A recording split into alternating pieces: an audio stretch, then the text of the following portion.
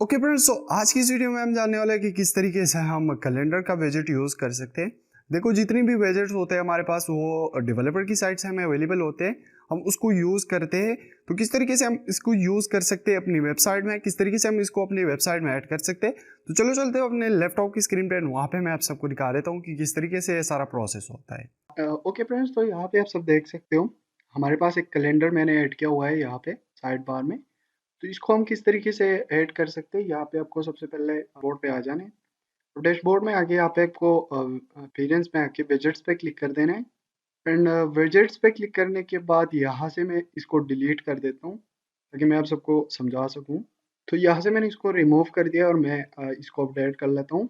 और यहाँ से मैं इसको रिफ्रेश करूँगा तो यहाँ पे देखो हमारे पास वो कैलेंडर का ऑप्शन यहाँ से ख़त्म हो गया।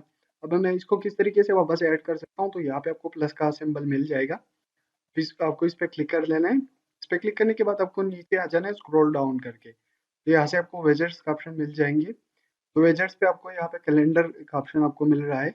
आपको क्या करना है कि सिंपली इसको ड्रैग कर लेना है और यहाँ पे छोड़ देना है। जैसे ही आप छोड़ोगे तो यहाँ पे आपको अपडेट कर लेना है। इसके बाद जैसे ही आप अपडेट करोगे तो यहाँ से इसको रिफ्रेश करोगे तो आपका कैलेंडर यहाँ पे ऐड हो जाएगा। तो इस तरीके से हम कैलेंडर की विजेट्स को ऐड कर सकते हैं अपनी वर्डप्रेस में।